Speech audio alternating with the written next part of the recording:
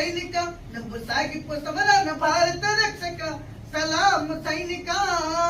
సలాము సైనిక నువ్వు సాగిపో సమరాన భారత రక్షక సలాము సైనిక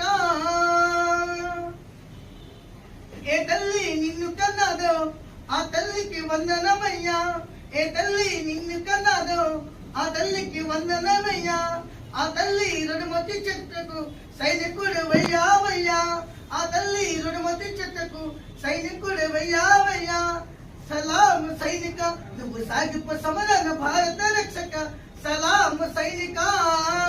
అనేటటువంటి ప్రతి ఒక్క జీవి కూడా ప్రతి ఒక్క మనిషి కూడా తన యొక్క తల్లి యొక్క గర్భం నుంచి 9 నెలలు బయటకు వచ్చిన తర్వాత నుంచి ఏదో ఒక తన యొక్క జీవన విధానం కొనసాగిస్తూ ఉంటే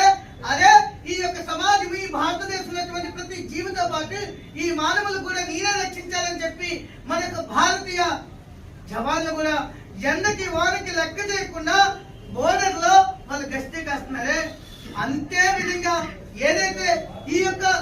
భారతదేశంలో ప్రతి పౌరుడు కూడా మా వంతు మేము మా యొక్క రక్తాన్ని చెమటగా చిందించి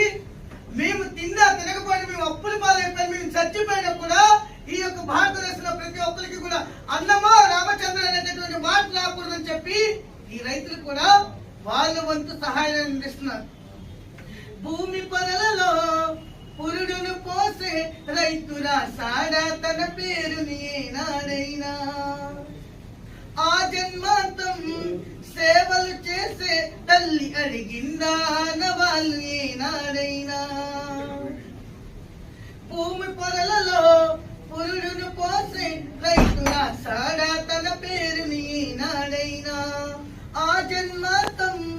సేవలు చేసే తల్లి అడిగిందా వాళ్ళు ఏనాడైనా అనామికత సందేశం హైందవ జీవన సారం అనామికత సందేశం భారత జీవన సారం జనని జన్మ కారణం జన్మభూమి దీరుణం జనని జన్మ కారణం జన్మభూమి దీరుణం సంఘటనం ఒక యజ్ఞం సమిదగమన జీవనం భరతమాత పాదాలకు మూవలం ఆమె మోము పైన చిరునవ్వులం. కాబట్టి మనమంతా కూడా భరతమాత యొక్క పాదాల దగ్గర అయితే ధూళికర్మగా గాని భరతమాత యొక్క పాదాలకు పట్టీలకు ఎలాగైతే మువ్వలు ఉంటాయో ఆ మువ్వలుగా మనం మారాలంటే తల్లి భారతమాత ఎలాగైతే నిరంతరం నవ్వుతూ ఉంటుందో ఆ నవ్వులు మనం చూడాలనుకుంటే ఒక జవానే కాదు ఒక కిసానే కాదు ప్రతి ఒక్క మనిషి కూడా వాళ్ళకి ఇద్దరికి మనం తోడుగా నిలబడితే